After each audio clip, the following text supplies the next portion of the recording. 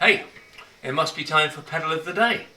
And I was going through the pedals earlier, trying to decide what to do, because I've been asked for a few different things, and I realised in my little treadle pedal collection, I've got some really nice wah-wahs, and you haven't seen our classic Colorsound Wah. So I thought, well, it's got to be done. It's got to be done. The classic Colorsound Wah. My favourite artist when I was a kid was probably Mark Bolan, and I was so chuffed to find out he used a Colorsound Wah and a Colorsound Overdriver, and then obviously there was big endorsements. I mean, at work I've actually got a letter from Mark Bolan asking for some little Mighty Atom amps, which it's one of my favourite things. It's a lovely thing to have. But it was used all over the place. I was watching some footage of Elvis at Las Vegas a few weeks ago, and I saw James Burton was there with the Colorsound, I think, the Wah Fuzz behind him. I mean, how cool is that? I'll pedal in Las Vegas with Elvis. Blooming love it. But it is quite a cool thing, because it sounds unlike any other wah-wah pedal. It's I'd never knock a Crybaby, but it doesn't sound like a Crybaby. It sounds very different to a Crybaby. And what I'm playing here is the reissue that Stu Castledine made. And when we decided we were going to make the Wah again, I went through the collection. So I've got some real sweet ones, some really unusual ones, some great looking ones, and I found one. It was like a blue sparkle one, so it was one of the very early ones with the little SolaSound sticker on the front. And to me, out of all the ones I had, that was the sound. It was gorgeous. And I rang Stu and he said, yeah, well, that's basically what we're basing the circuit on.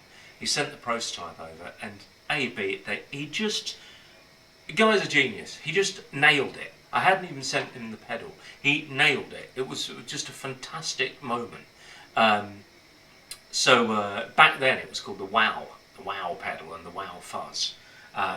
So we thought we'd call it the Wow again. But yeah, really interesting sound. Real quack.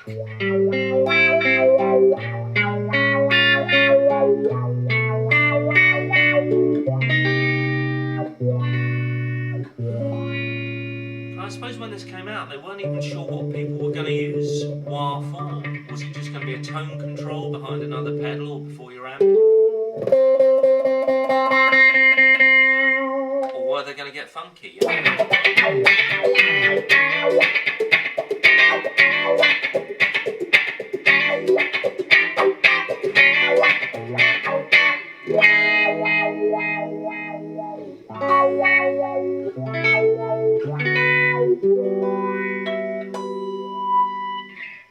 I think it was about 1970 it happened, but feel free to correct me.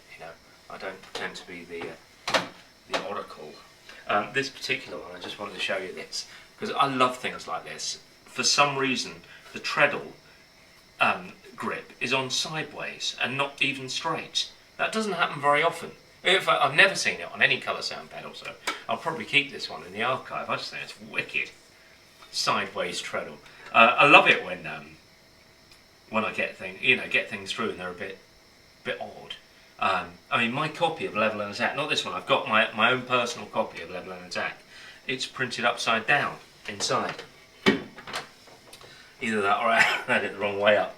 And this arrived this morning. So a few pedal of the days ago, we were talking about the bat soup pedal, and almost as a joke, I said we should do the bat's bum soup. Lo and behold, Dave's made 6 bat bum soups, and this pedal here is our last 6 or 8 bum fuzz cases, and we thought we should do something a bit special with them. And he put the crazy bat circuit in it, with a few changes from the other bat soup pedal as well. But this particular one, half the screen print was missing. It's just great. I suppose it's a bit stamp collectory, really, isn't it? But that's the way it is. That's the way it is. I can't help it. I like weird pedally things. Very different to the Inductorless Wah, which has that almost synthy sound to it.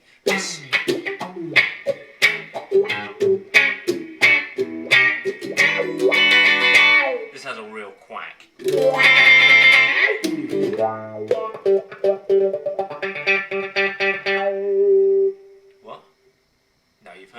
fuzz this week, I think. I always put too much. What do you mean? You want me to put the fuzz pedal? Oh, okay then.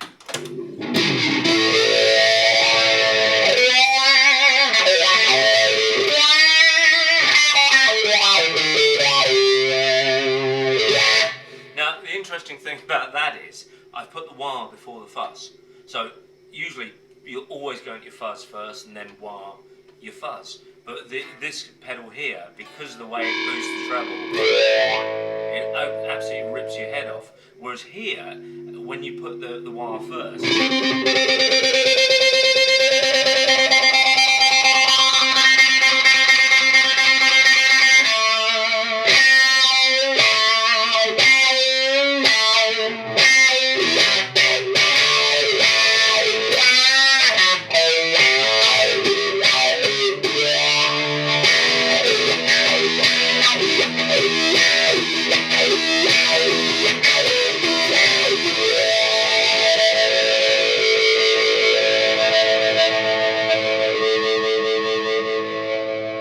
like sort of Inuit throat singing.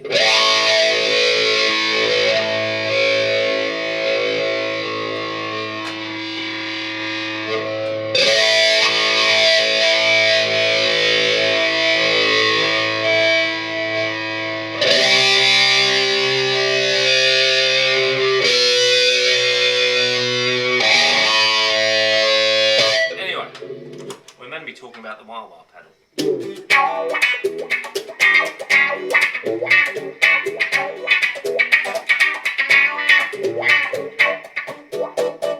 I'm a funky guy, you know.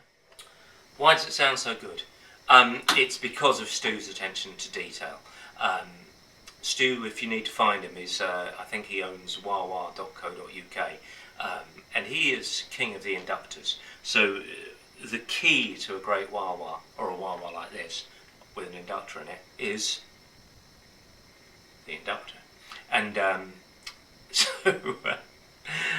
Stu measured and designed and had these inductors specially made just for this project. Oh, and this project, of course. So this is the same pedal, but wow fuzz. So this has a David Main designed fuzz board in it as well. So that's pretty cool, isn't it? In fact, here, what you've got here, so if you look at the really early sort of multi-Colorsound pedals, you had the wah swell, then you had the wah swell that never worked properly, where if the swell worked forward, the wah only worked backwards. That was a crazy pedal. I've got one of them somewhere. Then there was the organ wah swell. I think that was the same thing in a different box. And then it went onto the wah fuzz, like this, and the wah fuzz swell in the big wide jumbo case. And there was also a wah fuzz swell. It was a really successful pedal. There were a lot of them made with 3 knobs down the side. And if you've ever wondered why the bum fuzz has the 3 knobs in a row, it's the jumbo circuit out of that pedal. So it was originally designed to go in the side of a wah fuzz swell, and that circuit board had to be long and thin. And then it found its way into this case, the French case.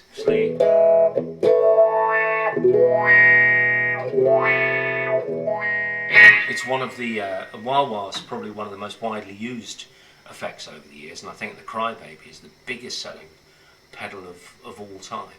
And like I say, I'd never knock it, but I do like the flavours of the Colorsound. It's tasteful.